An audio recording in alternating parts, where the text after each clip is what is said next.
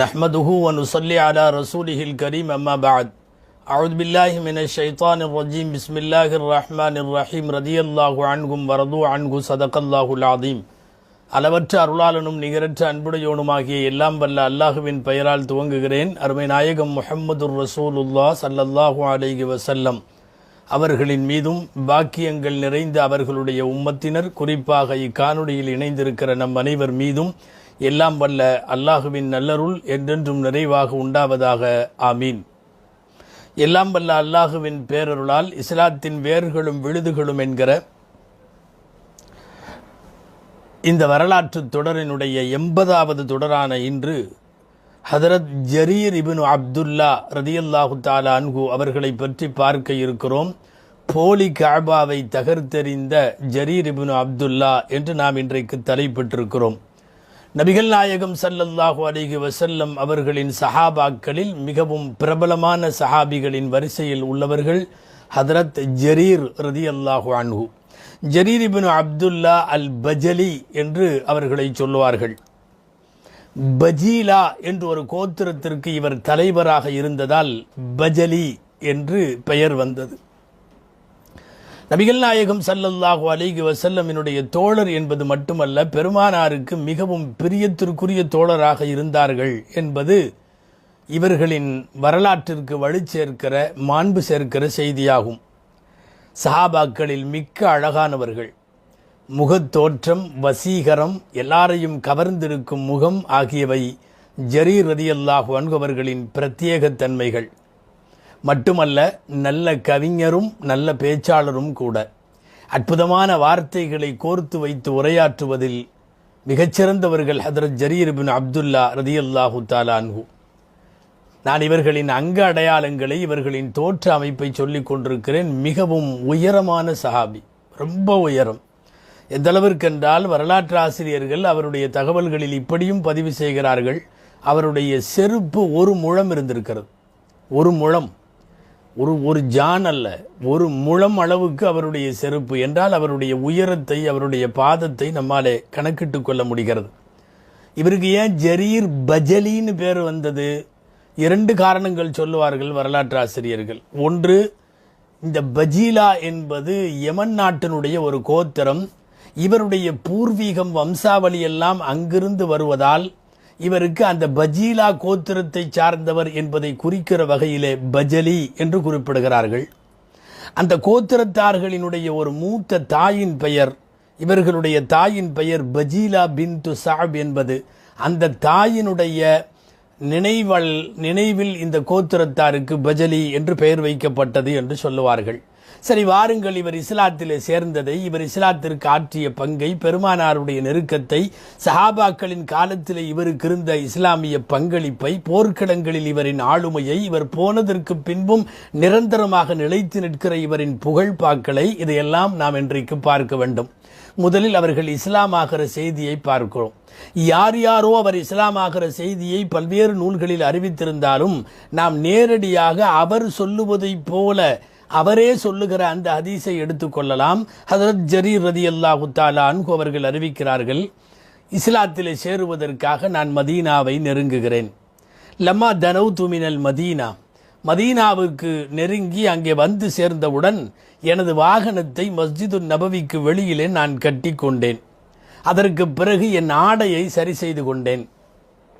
அதற்கு பிறகு யமன் நாட்டினுடைய ஒரு உயர் வம்சத்தினுடைய பிள்ளை என்பதால் இவருக்கென்று இருக்கிற அணிகலன்கள் எல்லாம் இருந்தது. இந்த காப்பு, இந்த மாதிரி எல்லாம் அணிகலன்களை எல்லாம் அணிந்து கொண்டேன். நேராக நபி ஸல்லல்லாஹு அலைஹி வஸல்லம் அவர்களுக்கு அவர்களுடைய மஸ்ஜிதுக்குள்ளே நுழைந்து விட்டேன்.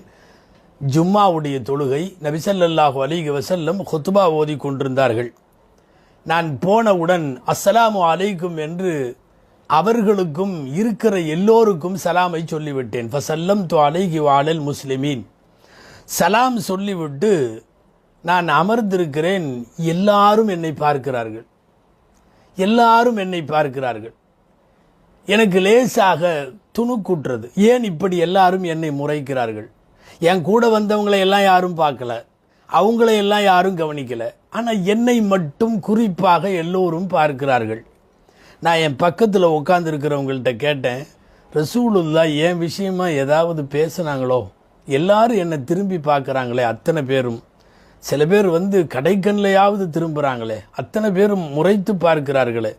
பக்கத்தில் உள்ள சொன்னார், ஆமாம், நபிசல்லா அலிசல்லம் ஹுத்துபா ஓதி கொண்டிருக்கிற போதே இடையில் கொஞ்ச நேரத்திற்கு முன்னால் சொன்னார்கள், எத்தலியோ அலைக்கும் மின் ஹாதல் பாபி ரஜுலும் மின் ஹைரிதி யமன், யமன் நாட்டின் மிகச்சிறந்த ஒரு மனிதர் இந்த வாசல் வழியாக நுழைவார் என்று நீ நுழைந்த வாசலை கைகாட்டினார்கள் நபிசல்லாஹு அலைஹி வஸல்லம். சொல்லிட்டு வஅலா வஜ்ஹிஹி மஸ்ஹத்து மலக்கின், அவருடைய முகத்தில் அரசத் தோற்றம் தெரிகிறது அல்லது அவருடைய முகத்தில் மலக்குகளின் தீண்டுதல் இருக்கிறது என்று இரண்டு பொருள் கொண்ட அந்த வார்த்தையை நபிசல்லா அலிசல்லம் சொன்னார்கள். அதாவது மலக்கு மாதிரி இருப்பாங்க அல்லது அரச குடும்பத்து பிள்ளை, அவர் உள்ளே வருகிறார், யமன் நாட்டின் ஆகச் சிறந்த மனிதர் அவர் என்று நபிசல்லாஹு அலைஹி வஸல்லம் சொன்னார்கள்னு சொன்னார் என் பக்கத்தில் உள்ளவர்.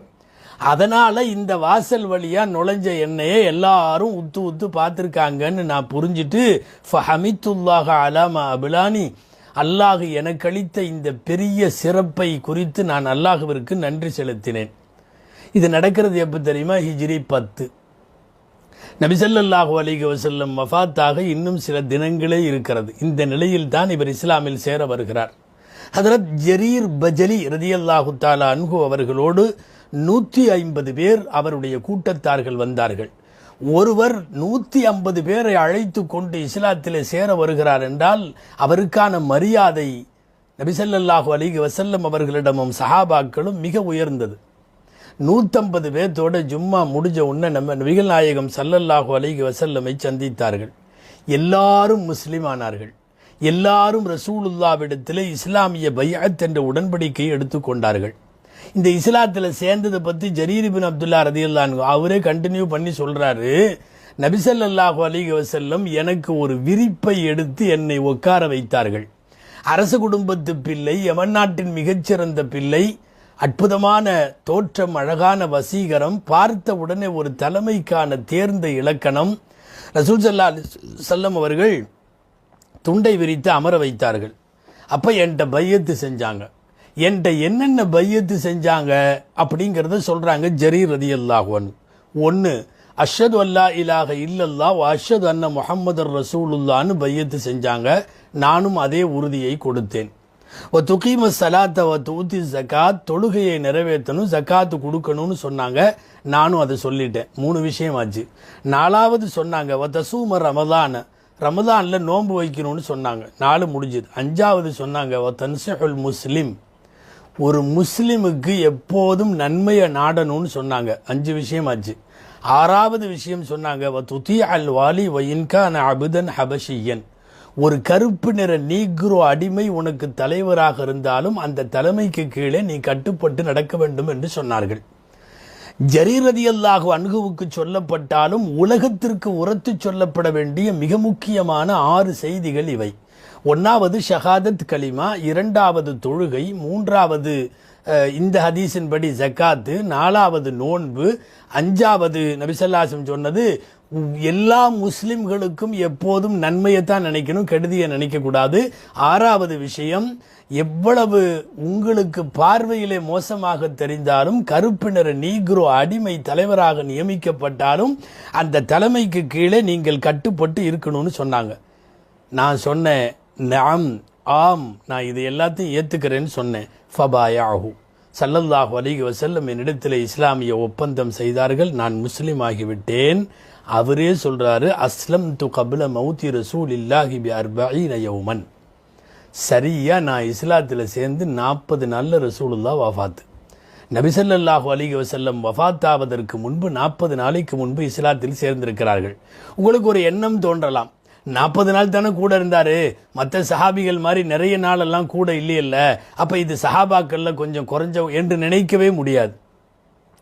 சஹாபாக்கள் ஒரு நொடி பொழுது பெருமானாரை ஈமானுடைய கண்ணோடு பார்த்துவிட்டு ஈமானின் மீதே நிலைத்திருந்து அவர்கள் மட்டும் இருந்து விட்டால் சஹாபிதான்.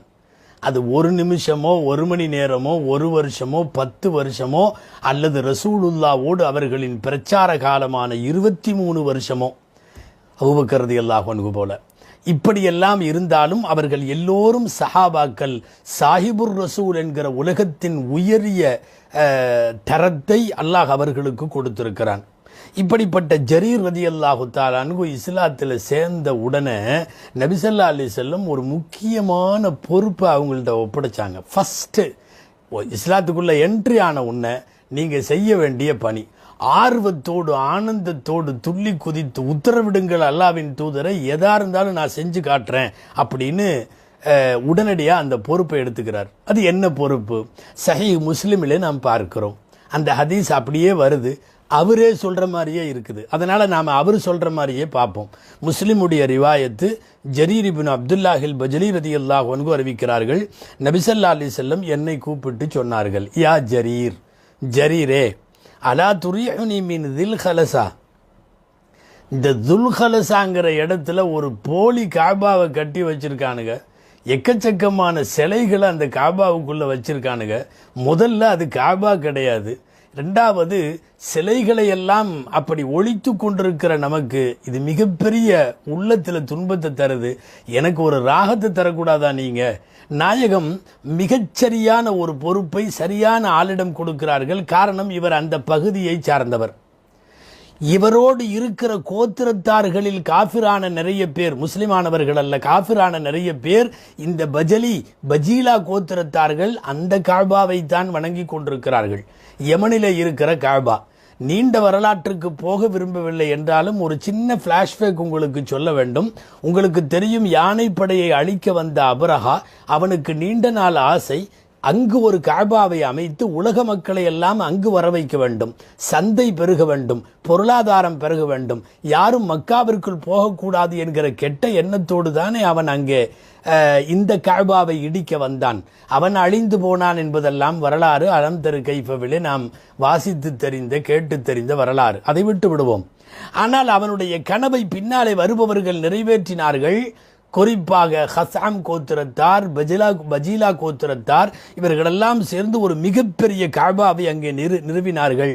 அதற்கு போலி காபா என்று பெயர், காபா யமானியா, யமன் காபா என்று பெயர். நினைத்தது போல் எந்த மக்களும் வரவில்லை. உலகத்தாரெல்லாம் அங்கே ஒன்று கூடவில்லை. சர்வசமயத்தவர்களையும் உலகத்தில் கவர்ந்திருக்கும் தேவாலயம் என்று சொல்லி கட்டினாலும் உள்ளூர் மக்கள் தான் வணங்க முடிந்தது. எல்லா திரும்பிய திசையெல்லாம் இருக்கிற விக்கிரகத்தினுடைய ஒழிப்பு பணியில் ஈடுபட்டிருந்த பெருமானாருக்கு அவர்கள் வாழ்க்கை முடிகிற கடைசி தருணம் இது ஒன்று மட்டும் உள்ளத்தின் உறுத்தலாகவே இருந்தது. சிலைகளை, ஒரு போலி காபாவை வைத்துக்கொண்டு அதற்குள்ளே சிலைகளை வைத்து வணங்குகிறார்கள். உண்மை காபாவிலே இருந்த 300க்கும் மேற்பட்ட சிலைகளை நபிகள் நாயகம் ஸல்லல்லாஹு அலைஹி வஸல்லம் எடுத்தெறிந்து அல்லது துடைத்தெறிந்து போட்டு விட்டார்கள். ஆனால் போலி காபாவும் அழிக்க முடியல, காபாவுக்குள் இருக்கிற சிலைகளையும் அடிக்க முடியல. ஸல்லல்லாஹு அலைஹி வஸல்லம் இப்போ ஒரு ஜரீரிடம் பேசி கொண்டிருப்பதை நாம் பார்க்கலாம். ஜரீர் சொல்லுகிறார், நாயகம் எனக்கு துல்ஹலசாவிலே இருக்கிற காபாவை நிர்மூலம் செய்ய வேண்டும் என்கிற உத்தரவிட்ட உடனே நான் 150 பேர் குதிரை வீரர்களை தேர்வு செய்தேன். தேர்வு செஞ்சுட்டு நான் போகிறதுக்கு கிளம்பினேன். கிளம்புறப்ப ரசூலுல்லாஹ்ட்ட ஒரு வார்த்தை சொன்னேன், குந்துலா அஸ்புத்து அலல் ஹைல், என்னால் குதிரை மேலே உட்கார முடியறதில்ல, அடிக்கடி கீழே விழுந்துடுறேன். குதிரையில் அமருகிற வாகு எனக்கு கிடைக்கல, இதுக்காக நீங்கள் துவா செய்யுங்கன்னு சொன்னேன். வரலாற்று ஆசிரியர்கள் இந்த இடத்துல எழுதுகிறார்கள், ரொம்ப உயரம், அதே சமயத்தில் ரொம்ப குண்டு, ரொம்ப ஆள் பருத்த ஆள், பெருத்த சடலம். அதனால் குதிரையில் ஒரு நல்ல பொசிஷனில் உட்கார முடியல.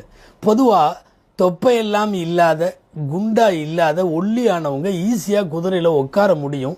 குதிரையினுடைய லாவகத்துக்கு தோதுவாக இவர்கள் பயணிக்க முடியும். இந்த கசமுசான உடம்பு ரொம்ப பெருசாக இருக்குது, ஒரு அப்நார்மலாக இருக்கக்கூடிய உடம்புகள் குதிரையில் அமர்றது கஷ்டம். அப்போது சல்லாசிடத்தில் சொன்ன உடனே ரசூல் ஸல்லல்லாஹு அலைஹி வஸல்லம் கூப்பிட்டு நெஞ்சில் ஒரு அடி அடித்தாங்க. நெஞ்சில் ஒரு அடி. உசுதுல் காபாவில் இந்த மாதிரி நூல்கள்ல எல்லாம் ரசூலுல்லாஹ் அடித்த விரல் பதிவு இங்கே இருக்குதுன்னு வருது ஜரீருக்கு. அந்த மாதிரி அடி, சும்மா லேசாக தட்டி கொடுக்குற அந்த அடி இல்லை, பட்டால்னு என்னமோ இதில் கோபத்தில் அடித்த மாதிரி அடி. அடித்து கொடுத்த உடனே ஸல்லல்லாஹு சொன்னாங்க, அல்லாஹும்ம சப்பித்துஹு வஜ்அல்ஹு ஹாதியன் மஹ்தியா, யா அல்லாஹ் இந்த ஜரீரை நீ வாகனத்திலே தரிபடுத்துவாயாக, இவரை நேர்வழி காட்டுபவராகவும் நேர்வழி காட்டப்பட்டவராகவும் ஆக்குவாயாக என்று நபி ஸல்லல்லாஹு அலைஹி வஸல்லம் துஆ செய்தார்கள். நான் அதுக்கு பிறகு நூற்றுக்கணக்கான குதிரையில் உட்கார்ந்துருக்கேன். என் வாழ்க்கையில் ஒரு தடவை கூட நான் விழுந்ததில்லை.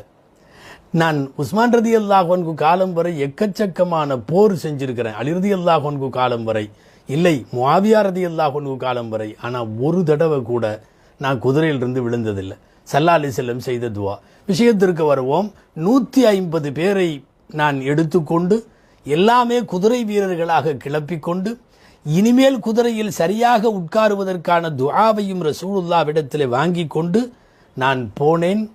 ஸல்லல்லாஹு அலைஹி வஸல்லம் சொன்ன பிரகாரம் அங்கே இருந்த போலி கஅபாவை தகர்த்து தீ வைத்து எரித்து அது முழுமையாய் தீக்கிரையானதற்கு பிறகு அங்கிருந்து ரசூலுக்கு ஆள் அனுப்பினேன்.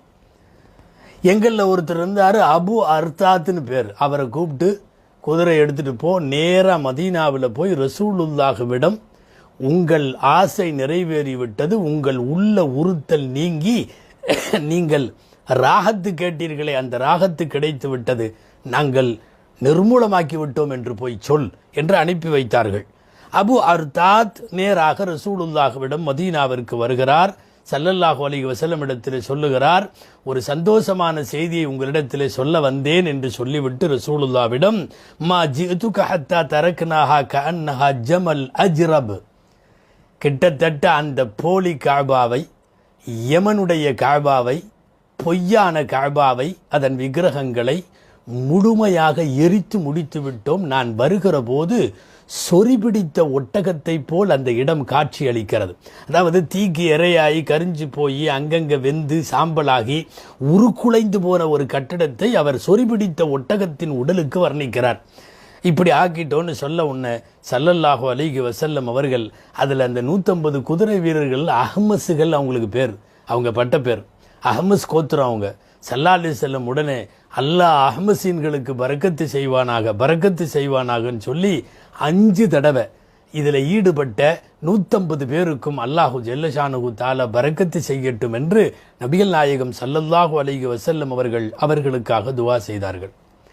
ஜரீர் இப்னு அப்துல்லா ரலியல்லாஹு அன்ஹு பெருமானார் இம்மண்ணை விட்டு மறைவதற்கு 40 நாட்களே இருக்கிற போது அவர்கள் முஸ்லிம் ஆனாலும் காலமெல்லாம் பெருமானாருடைய மனசுக்கு நிம்மதி ஏற்படுத்திய மிகப்பெரிய பெருமைக்குரிய தீரச் செயலை செய்து முடித்த காரணத்தால் வரலாற்றிலே நிறைய சஹாபிகள், நீண்ட தொடர்பில் இருந்த சஹாபிகளை விடவும் முன்வரிசையில் இவர் வைத்து பேசப்படுகிறார். ஜரீர் இப்னு அப்துல்லா ரலியல்லாஹு அன்ஹு இஸ்லாத்தில் சேர்ந்த நாளிலிருந்து அந்த கடைசி 40 நாட்களில் ரசூலுல்லாவோடு இவர்கள் பல அமர்வுகளில் இருந்தார்கள். எல்லா அமர்வுகளையும் ரசூலுல்லாஹ் மரியாதை கொடுத்தாங்க.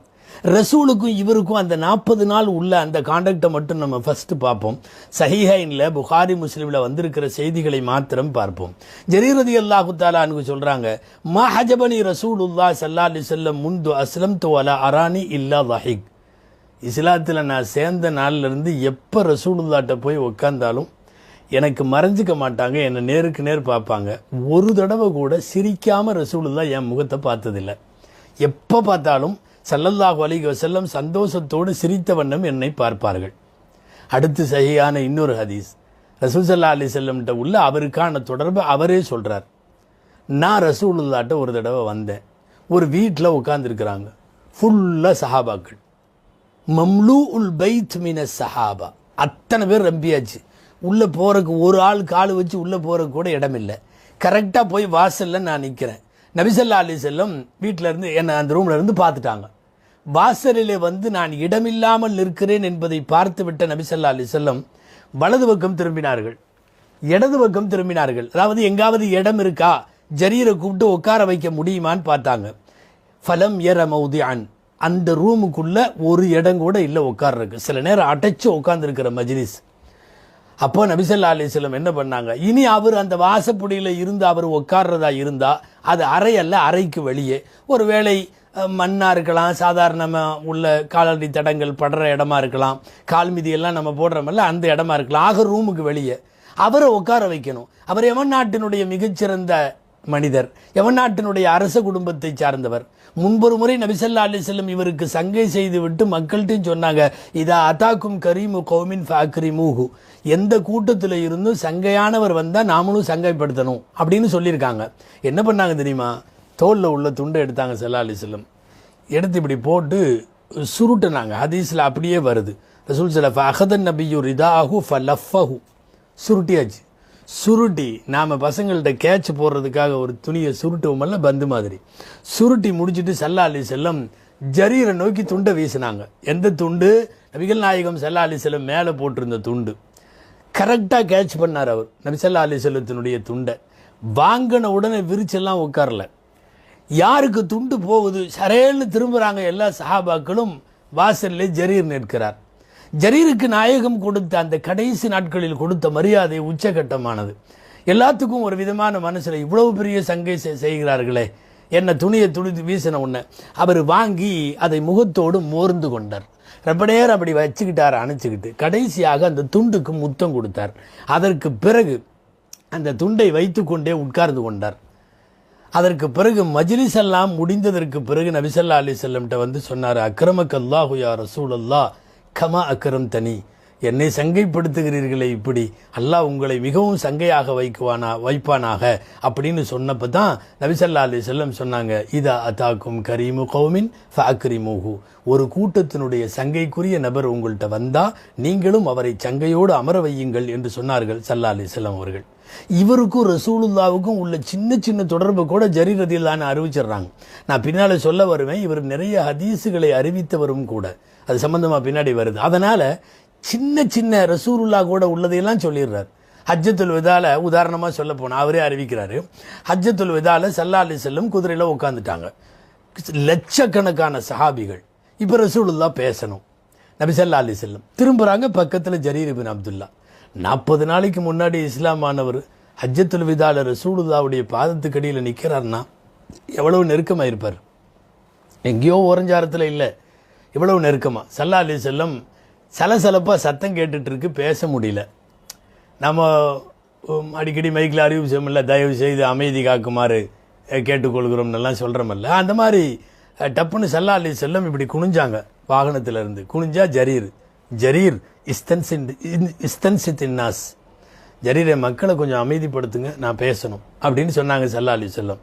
அதுக்கப்புறம் இவர் சத்தம் போட்டு ரசூல் ஸல்லல்லாஹு அலைஹி வஸல்லம் ஆரம்பிக்க போகிறாங்க குத்துபாவை, அமைதியாயிருங்க அப்படின்னு இவர் அமைதிப்படுத்தியதற்கு பிறகு நபி ஸல்லல்லாஹு அலைஹி வஸல்லம் பேச துவங்கினார்கள். ஒன்றுமில்லை, கொஞ்சம் அமைதியாக இருக்க சொல்லுப்பா இப்படின்ற விஷயத்தை கூட அவர் அந்த 40 நாட்கள் ரசூலுல்லாவோடு இருந்த தொடர்பில் நடைபெற்றது என்கிற காரணத்தால் இந்த சின்ன சின்ன பதிவை கூட விடலை.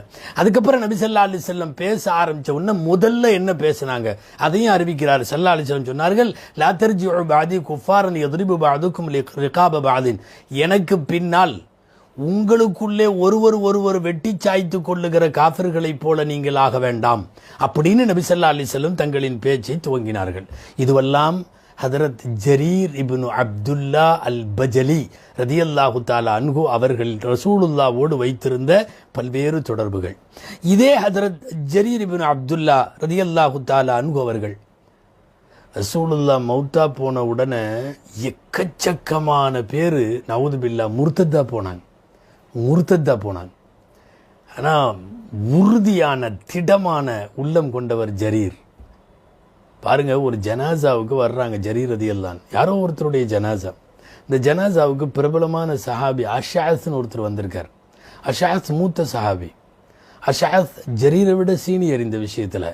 எல்லாம் நின்ன உடனே அஷாஸ் வந்து ஜரீரை கையை பிடிச்சி ஜனாசா தொழுக வைங்க அப்படின்னு இழுக்கிறாங்க. ஜரீர் இப்னு அப்துல்லாவை ஜனாசா தொழுக வைக்கிறாங்க. அப்போ ஜரீர் ரலியல்லாஹு தஆலா உள்ள போகிற மக்கள் திருன்னு முறிக்கிறாங்க. அஷாத் அவர் தொழுக வைக்காமல் இந்த வந்திருக்கிற ஜரீரை தொழுக வைக்க சொல்கிறாரு. அப்போ அஷாத் சொன்னார், நபி ஸல்லல்லாஹு அலைஹி வஸல்லம் வஃபாத்தான போது இவரின் கோத்திரத்தாரில் முஸ்லிம்கள் எல்லாம் முர்த்தத்தானார்கள். சில பேர் திரும்ப வந்துட்டாங்க, அது வேற. எல்லாம் முர்த்தத்தா போனாங்க, இஸ்லாத்தை விட்டு வெளியே போனாங்க. ஏன், நான் கூட சில நாட்கள் வெளியே போனேன். ஆனால் கடைசி வரைக்கும் இஸ்லாத்தை விட்டு வெளியே போகாத ஜரீர் தான் என்னை விட தகுதியானவர் என்று சொல்லி அவரை அவர்கள் நிறுத்தியதை பார்க்கிறோம். ஜரீர் இப்னு அப்துல்லா ரலியல்லாஹு அன்ஹு வரலாற்றில் இப்படி நிறைய நெருக்கம் உள்ளவர்கள். அறிவாற்றலும் கூட சொல்லப்போனால் இஸ்லாத்தில் ஃபிக்குன்னு சொல்லுவாங்கள்ல, சட்டம். அந்த சட்டம் எது அப்படி உள்ளார் நுணுக்கமாக தீர்க்கம். ஒரு தடவை உமரது இல்லான்னு தொழுகு வச்சுட்டு இருந்தாங்க. தொழுகு சுபு தொழுகு வச்சுட்டு இருக்கிறப்ப பின்னாடி சத்தம் கேட்குது. உங்களுக்கு தெரியும் என்ன சத்தம்னு. அநேகமாக காற்று பிரிகிற சத்தம் கேட்குது. யாரோ ஒருத்தர் அநேகமாக அவரால் கண்ட்ரோல் பண்ண முடியாமல் இருக்கலாம், அல்லது மெதுவாக விட முடியாதவராக இருக்கலாம். சத்தமாக காற்று பிரிஞ்சிருச்சு. இது அங்கே உள்ள சில பேர்த்துக்கும் கேட்டுச்சு, உமரது இல்லானுக்கும் கேட்டுச்சு. உமரது இல்லான்னு தொழுது முடித்த உடனே திரும்பி உட்காந்து சொன்னாங்க, அஸம்து அலா மன் அஹ்தஸ அன் யதவல்லஅ வ யுஈத ஸலாத. அப்பா, யாரோ ஒருத்தர் எனக்கு சத்தம் கேட்டுச்சு, காற்று பிரிகிற சத்தம், தயவு செஞ்சு எந்திரிச்சு போய் அவர் மட்டும் ஒது செஞ்சுட்டு வந்து தொழுகையை திரும்ப தொழுவுங்க அப்படின்னு சொல்லிட்டு அவங்க உட்காந்துட்டாங்க முசல்லால. ஒருத்தரும் எந்திரிக்கலை. நம்ம ஓதுற பிள்ளைகளை சமயத்தில் விசாரிக்கும்போது ஏதாவது மாணவர்களை, கல்லூரி மாணவர்களை கிளாஸ் ரூமில் எல்லாம் யாரா செஞ்சா, ஒருத்தரும் எந்திரிக்க மாட்டான். சமயங்களில் அந்த மாதிரி யாருமே எந்திரிக்கலை. என்னென்னா இங்கே இன்னொரு பிரச்சனை, எந்திரிச்சா சத்தமாக காற்று பிரிச்சுட்டாரு அப்படின்னு ஒரு அவமானம் ஏற்பட்டுருமோ, அதை வச்சு பின்னாடி வருங்காலத்தில் பேசுவாங்களோ. என்ன சபை மிக உயர்ந்த சபையாச்சே, கலீஃபா தொழுகு வச்சிருக்கிறாரு, பின்னாடி சொல்லியிருக்காங்க. ஒருத்தரும் எந்திரிக்கிற மாதிரியும் தெரியல. என்ன பண்ணுறதுன்னு தெரியல. உமர் ரலியல்லாஹு அன்ஹு முசல்லா விட்டு எந்திரிக்கலை. அது யாருன்னு தெரியணும். அது என்ன அப்படி எந்திரிச்சு போய் உதவு செஞ்சுட்டு தொழுக வேண்டியது தானே, அதுதானே சொல்கிறோன்ட்டு உமருல்லான்னு உட்காந்துருக்கிறப்ப தான் இது வேலைக்காகாது, இப்படி இந்த நிலைமை கண்டினியூ ஆகிட்டு இருந்தான்னு சொல்லி ஜரீர் இப்னு அப்துல்லா அல் பஜரி ரலியல்லாஹு அன்ஹு இவங்க எந்திரிச்சு கலீஃபா அவங்களே ஒரு வேலை செய்வோமா அப்படின்னு கேட்டாங்க. என்ன, நாங்கள் எல்லாரும் உதவி செய்கிறோம், எல்லாரும் திரும்ப தொழுதுறோம், உங்கள் மனசு சரியாயிரும், சரிதானே அப்படின்னாங்க. அப்போது உமர் ரலியல்லாஹு சொன்னாங்க, ஒரு தனி மனுஷனை எழுப்பி விட்டு அவருன்னு அடையாளப்படுத்துறதை விட ஜரீர் இப்னு அப்துல்லா சொல்கிற இந்த விஷயம் நல்லா தானே இருக்குது அப்படின்ட்டு ரொம்ப நேரம் யாரும் எந்திரிக்கவும் இல்லையே, சபை முடியணுமல்ல. ஜரீர் இப்னு அப்துல்லாவுடைய தீர்வை ஏற்றுக்கொண்டு சரி அப்படி செய்யலான்னு சொல்லிட்டாங்க. அப்போ தான் உமர் ரலியல்லாஹு சொன்னாங்க, குந்த சய்யிதன் ஃபில் ஜாஹிலியத்தி ஓ ஃபகீஹன் ஃபில் இஸ்லாமி. ஜரீர், அறியாமை காலத்தில் உன் கோத்திரத்துக்கெல்லாம் தலைவராக இருந்த, இஸ்லாத்தில் சேர்ந்ததுக்கு பிறகு சட்டமேதையாக மாறிட்ட. ஃபகீஹன் ஃபில் இஸ்லாம் அப்படின்னா மார்க்க சட்டங்களை அறிந்த மேதையாக ஆயிட்ட.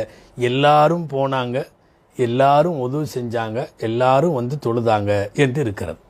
அதனால் ஜரீர் ரலியல்லாஹுடைய வாழ்க்கையில் மறக்க முடியாத நினைவுகளாக இவைகளெல்லாம் பதிவாகி இருக்கிறது. ரொம்ப ரசூல் மேலே மஹப்பத்து, மதினாவாசிகள் மேலே மஹப்பத்து, ரசூலுடைய குடும்பத்து மேலே மஹப்பத்து, நேசம். ஒரு தடவை அனஸ் ரலியல்லாஹு அன்ஹு கூட பிரயாணம் பண்ணுறாங்க. இதை சொல்கிறது அனஸ் ரலியல்லாஹு தஆலா அன்ஹு. நான் ஜரீர் ரலியல்லாஹு அன்ஹு கூட நான் பிரயாணம் பண்ணி போயிட்டு இருந்தேன். அப்போது எனக்கு எப்போ பார்த்தாலும் ஹிதுமத் செஞ்சுக்கிட்டே இருந்தாங்க, எனக்கு பணிவிட செஞ்சுட்டே இருந்தாங்க. நான் சொன்னேன், எனக்கு கஷ்டமாக இருக்குது, என்னை விட ரொம்ப வயசில் பெரியவங்க நீங்கள்.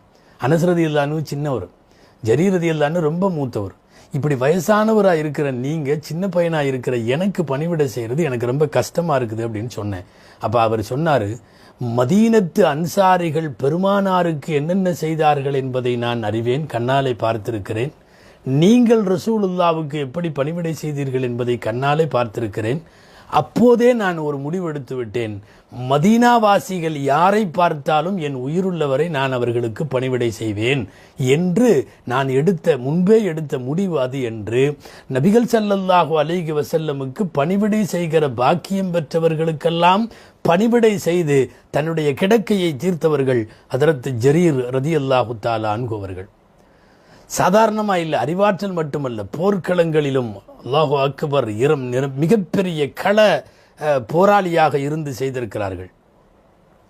இவர் தலைமையில் ஜரீர் ரலியல்லாஹு தஆலா அன்ஹுவை போட்டு சஅத் இப்னு அபீ வக்காஸ் ரலியல்லாஹு அன்ஹு ஹல்வான்னு ஒரு நாட்டுக்கு அனுப்பிச்சி விட்டாங்க, போங்க அந்த நாட்டுக்குன்னு.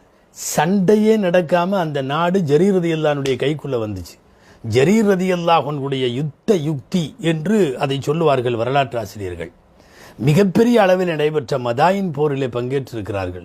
ஈராக்கு வெற்றி கொண்டு கைக்கு வருவதில் மிக முக்கியமாக பங்காற்றியவர்கள் ஜரீர் ரலியல்லாஹு அன்ஹு. எல்லாத்துக்கும் மேலே வரலாற்று புகழ் பெற்ற காதிசியா யுத்தத்தில் இடது பக்கம் ஒரு தலைமை, வலது பக்கம் ஒரு தலைமை இருக்கும். வலது பக்க தலைமையில் கொடியோடு காதிசியாவிலே நின்றவர்கள் ஜரீர் ரலியல்லாஹு அன்ஹு. காதிசியாவிலே பங்கேற்றவர்கள் எல்லாமே பெரும்பாக்கியசாலிகள், அல்லாஹ்வின் ரசூலால் முன்னறிவிப்பு செய்யப்பட்டவர்கள். ஜரீர் ரலியல்லாஹு அன்ஹு அதில் இருந்தாங்க. உலகத்தினுடைய ஆசையோ போர் செய்யறப்போ பேராசைகளோ அதெல்லாம் ஒன்றும் இல்லை. உமர் ரலியல்லாஹு அன்ஹு பாருங்களேன், இந்த ஈராக்கினுடைய போர் நடக்கிறப்போ ரொம்ப போர் விவகாரம் முத்திக்கிட்டே போகுது, முடிய மாட்டேங்குது. எதிரிகளும் அதிகம், நம்மளும் அதிகம், பயங்கரமாக போர் நடக்குது. அப்போது ஜரீர் ரலியல்லாஹு அன்ஹு கூப்பிட்டு உமர் ரலியல்லாஹு அன்ஹு சொன்னாங்க, மும்மரமாக போர் நடந்துட்டு இருக்குது, அரபுகளும் போர் செய்கிறாங்க, அந்நியர்களும் போர் செய்கிறாங்க, ஈராக் ரொம்ப கொந்தளிச்சிட்டு இருக்குது. ஏப்பா உன்னால் முடிஞ்சா ஒரு படையை நீ தான் வீரதீரமாக நாளாச்சே போய் ஜெயிச்சு அந்த பூமியில் எத்தனை பகுதி உன் கைக்கு வருதோ அதில் 4/1 உனக்கு அப்படின்னு சொல்லிட்டாங்க. ருபுல் அர்து ருபுல் கனீமத்து, கிடைக்கிற எல்லாத்துலேயும் 4/1 உங்களுக்கு போகணும். எடுத்தார் குதிரைப்படை வீரர்களை எடுத்துட்டு ஜரீர் இப்னு அப்துல்லா போன பிறகுதான் ஈராக்கு போரினுடைய வேகம் வேற மாதிரி திரும்புது. போட்டு துவம்சம் செஞ்சு முடிச்சு ஈராக் இஸ்லாமிய கொடி நட்டப்பட்டு விட்டது. ஈராக் உமர் ரலியல்லாஹு அன்ஹுடைய ஆளுமை ஆட்சி என்று அறிவிக்கப்பட்டு விட்டது. தலைவர் யார்? சஅத் இப்னு அபீ வக்காஸ் ரலியல்லாஹு அன்ஹு, அவர் தான் தளபதி. போய் ஜரீர் ரலியல்லாஹு அன்ஹு சொன்னாங்க, உமர் ரலியல்லாஹு அன்ஹு என்று சொன்னாங்க, ஈராக்கை ஜெயிச்சுட்டா 4/1 எனக்குன்னு சொல்லியிருக்காங்க அப்படின்னு சும்மா ஒரு தெரியப்படுத்தினார். அப்படியா சொன்னாங்க? ஒரு குதிரை வீரரை கூப்பிட்டு லெட்டர் கொடுத்து, ஜரீர் இப்படி சொல்கிறாரு, நீங்கள் அப்படி சொல்லியிருக்கீங்களாமா, கிடைக்கிறதுல எல்லாத்துலேயும் 4/1 அவருக்குன்னு கொடுத்துடலாமா அப்படின்னு கேட்டு எழுதினாங்க. வந்தாங்க உமர் ரலியல்லாஹு அன்ஹு பார்த்துட்டு திரும்ப உமர் ரலியல்லாஹு அன்ஹு பதில் எழுதி கொடுத்தாங்க. சதக ஜரீர் சொன்னது உண்மை, வகுல்து தாலிக், நான் அதை சொல்லியிருந்தேன் அப்படின்னு சொல்லிட்டு உமர் ரலியல்லாஹு அன்ஹு நேர்மையான கலீஃபா, அவ்வளவு சீக்கிரம் அவரை இது பண்ண முடியாது. எழுதுனாங்க, ஒரு போர்க்களத்திற்கு கூலிக்காக போர் செய்து ஒரு ஊதியத்தை பெறும் மனோநிலையில் ஜரீர் இருந்தால் அவருக்கு 4/1 நான் சொன்ன பிரகாரம் கொடுத்துருங்க, வாங்கிறதுக்கு அவர் தகுதியானவர் தான். இல்லை, நான் அல்லாஹ் ரசூலுக்காக போர் செய்து முஸ்லிம்களில் ஒருவராகவே இருக்க நான் ஆசைப்படுகிறேன்னு அவர் சொன்னார்னா முஸ்லிம்களில் ஒருவராகவே அவரை நடத்துங்கள், முஸ்லிம்களுக்கு உள்ள லாபங்களிலும் அவருக்கு ஒரு பங்கு, முஸ்லிம்களுக்குள்ள நஷ்டங்களிலும் அவருக்கு ஒரு பங்கு. இப்படிக்கு உமர் ரலியல்லாஹு அன்ஹு அப்படி எழுதி கொடுத்து கடிதம் வந்துருச்சு. சஅத் இப்னு அபீ வக்காஸ் ரலியல்லாஹு அன்ஹு ஜரீரை கூப்பிட்டு ரலியல்லாஹு அன்ஹு கடிதத்தை காட்டினாங்க. எப்போ கலீஃபா இப்படி வந்திருக்கு. சிரித்து கொண்டே சொன்னார்கள், இந்த பதில் வரும் என்று நான் எதிர்பார்த்துத்தான் உங்களிடத்திலே சொன்னேன். நான் கூலிக்கு மாரடிப்பவன் அல்ல. இதை தூக்கி போட்டு விட்டு சொன்னார்கள், எல்லா முஸ்லிம்களுக்கும் எப்படி ஒரு பங்கு பிரியுமோ அந்த மாதிரி பங்கு தான் எனக்கு வேணும். நான் போர் செய்ததற்கு உமர் சொன்னதைப் போல 4/1 வேண்டாம் என்று சொல்லி கிட்டத்தட்ட அதை வாங்கியிருந்தாங்கன்னா தனி ஒரு நாடளவுக்கு கிடச்சிருக்கும். ஒரு ஈராக்கினுடைய எவ்வளவு பெரிய திரண்ட சொத்து தெரியுமா? அல்லாஹ் ரசூலுக்காக வேண்டி களப்பற்ற மனதோடு அர்ப்பணம் கொண்டவர்கள். நாம் இதையெல்லாம் இன்னைக்கு உள்ள நம்மளுடைய வாழ்க்கையினுடைய நிலைமைகளோட பொருத்தி பார்த்தோம்னா நம்ம பொசிஷன் எப்படி இருந்திருக்கும்? ஒத்த காலில் நிற்போம். அதான் எழுதி கொடுத்துட்டார்ல, 4/1 தர்றேன்னு சொன்னார்ல, முதல்ல வச்சுட்டு வேலையை பாருங்க, அதான் கலீஃபாவே சொல்லிட்டார்ல, நிற்போமா இல்லையா? சொந்த சகோதரனுகள்கிட்ட சொத்துக்கு சண்டைக்கு நிற்கிறோம், சொந்த சகோதரிகள்கிட்ட நிற்கிறோம். அடே அப்போ அண்டை வீட்டானோடு நம்முடைய சண்டை வீட்டானா மாறிடுச்சு. எந்த அளவுக்கு இருக்குது? ஆனால் ஒரே வார்த்தை, எல்லா முஸ்லிம்களும் போல் எனக்கு ஒரு பங்கு, எனக்கு அறிவிக்கப்பட்ட பிரகாரம் 4/1 வேணான்னு சொன்னாங்களே, அந்த பெருந்தன்மை என்னவென்று சொல்ல. இறை பாதையில் உண்மையாக போராடிய முஜாஹிதுகள் என்கிற புனித போராளிகள். ஹம்தான் அப்படிங்கிற ஒரு ஊரில் போர் நடக்குது. ஜரீர் இப்னு அப்துல்லா முன் வரிசை, சற்றே வயதாகி இருக்குது அல்லவா, தளர்வு இருக்கும். எவனோ கண்ணில் குத்திட்டான், கண் போய்விட்டது. ஒரு கண் அவர்களுக்கு போய்விட்டது. வேற மாற்று ஏற்பாடோ அதுக்கு மருத்துவமோ அதுக்கு ஒன்றும் பார்க்கல. போன கண்ணை அப்படியே ஆற்றுப்படுத்தி விட்டு சொன்னார்கள், அஹ்தஸிபுஹா இந்தல்லாஹ், நான் இதுக்கு கூலியை, இது இப்படியே இருக்கட்டும், இந்த கண் நான் அல்லாட்டை எதிர்பார்க்கிறேன். ஏன் தெரியுமா? அல்லதி ஸய்யன பிஹா வஜ்ஹி, என் முகத்தை அழகு முகமாக்கியவன் அவன். வனவ்வரலி மாஷா, என் முகத்தில் ஒளி கொடுத்தவன் அவன். சும்ம சலபனீஹா ஃபீ சபீலிஹி, அவன் பாதையிலேயே இந்த கண்ணை என்கிட்ட வாங்குறான்னா அது எனக்கு ஒரு பாக்கியம். ஏன் இது அவ்வளவு முகம் தெரியுமா? உமர் ரலியல்லாஹு தஆலா அன்ஹு சபையில் வச்சுட்டு இவரை சொன்னாங்க, யூசுஃபு ஹாதிஹில் உம்மா, இந்த உம்மத்தினுடைய யூசுப் அலைஹிஸ்ஸலாம் ஜரீர்னு சொன்னாங்க. அப்படி ஒரு பேரழகு. யாருமே சபைக்குள்ளே வந்துட்டா இவரை திரும்பி பார்க்காம இருக்க முடியாது. அப்படி ஒரு அழகு, முகத்தோற்றம், பொலிவு, கலை, இப்படியெல்லாம் சொல்கிறோமே, கவர்ச்சி அத்தனையும் இருந்தது. சும்மாவா பட்டம் அது இந்த உம்மத்துடைய யூசுஃப்ங்கிறது? அதைத்தான் அவர் சொல்கிறாரு, என் ஜையனபிஹா வஜ்ஹி, என் முகத்தை இவ்வளவு அழகாக படைத்த இறைவன் அவன் பாதையிலேயே ஒரு கண்ணை கேட்கிறான் என்றால் அது எனக்கு கிடைத்த பாக்கியம் தானே என்று சொல்லுகிறார்கள். நிறைய ஹதீஸுகளை அறிவிச்சிருக்கிறாங்க. புகாரியில் இருக்குது, முஸ்லீமில் இருக்குது, திருமதியில் இருக்குது, பெருமாஜாவில் இருக்குது. எந்த அளவுக்குன்னா முஸ்னது ஜரீர் அப்படின்னு சொல்லி ஒரு தனி தொகுப்பு இருக்குது.